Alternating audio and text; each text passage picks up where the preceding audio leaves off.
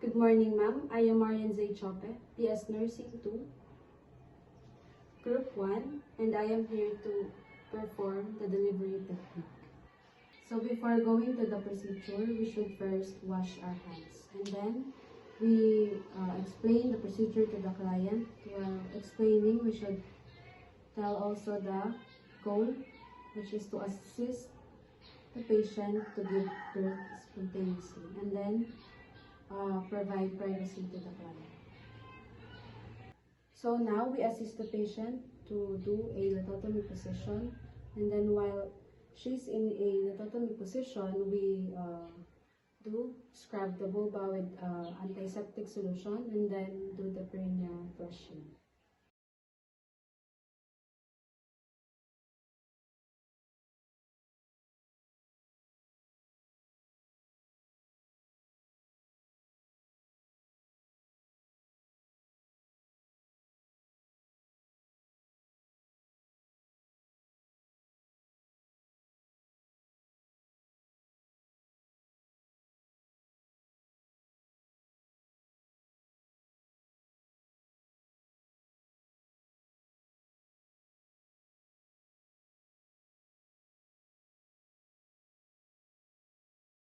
Now we observe for the mechanism of labor. Observe for the signs of the second stage of labor. If the presenting part is seen due to further descent, flexion and internal rotation occur the appearance of the infant's head on the perineum, which is called the crowning, and then we put on sterile clothes. Delivery of the head. Assist the patient to give birth spontaneously. Extension of the head follows. Using the Ritchens maneuver or the modified Ritchens maneuver, deliver the head. When it distends the vulva and perineum enough to open the vaginal introitus to a diameter of 5 cm or more. A towel drape, gloved posterior hand may be used to apply gentle upward pressure on the chin of the fetus through the perineum at the tip of the maternal coccyx, while the suboccipital region of the fetal head is held against the symphysis pubis.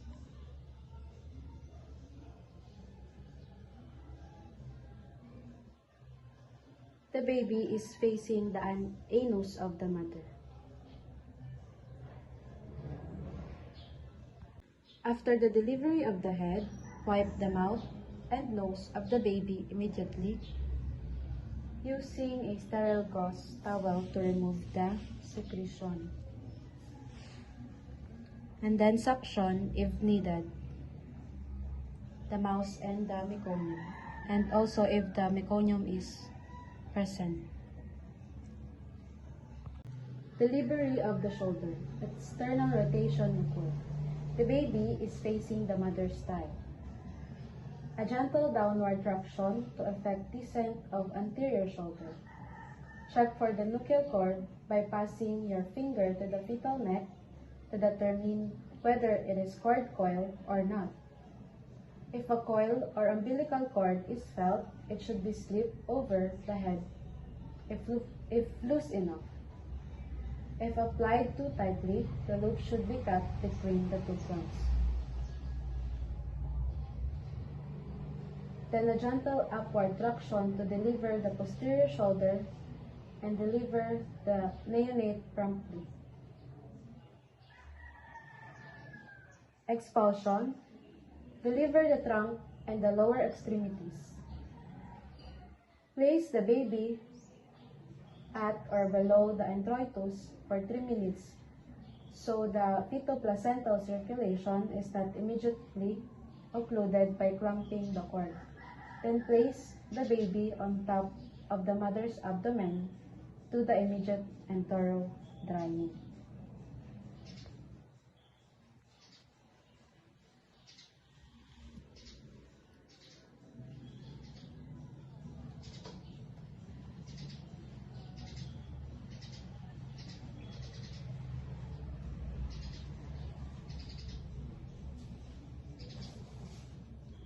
Now the clamping and cutting of umbilical cord.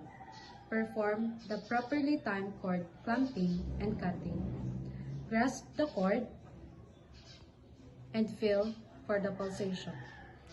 If it stops, clamp the cord with a plastic umbilical clamp 1 inch or 2 to 3 centimeters from the base.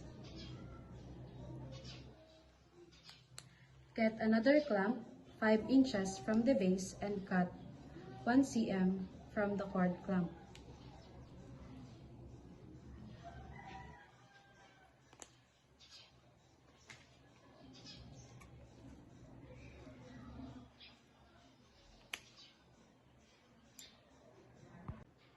Management of third stage of labor.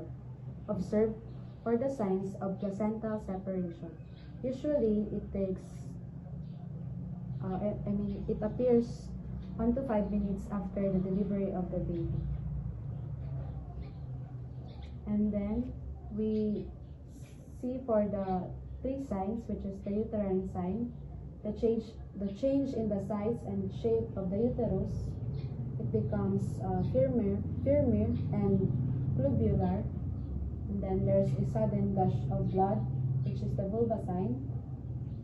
And then the cord sign, which is the lengthening of the cord. And then the umbilical cords protrudes farther out of the vagina, indicating that the placenta has descended. Now, delivery of the placenta. Delivering the placenta usually takes 5 to 15 minutes. And then guard the uterus by grasping the abdomen of the mother just below the navel to feel if it is contracted or not.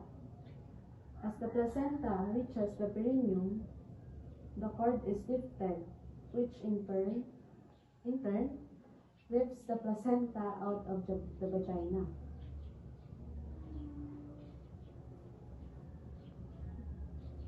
Rotate the placenta slowly while lowering down your hands to prevent membranes from being turned off and retained into the birth canal.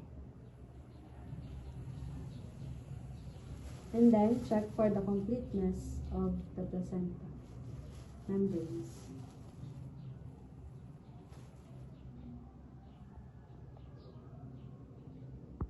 After the delivery of the placenta, we check for perineal tears while cleaning the vulva with the antiseptic solution or Betadine. If there's suturing, we need to suture it. If none, we apply perineal pad. Place the mother in a comfortable position. And after that, we remove our gloves and wash our hands.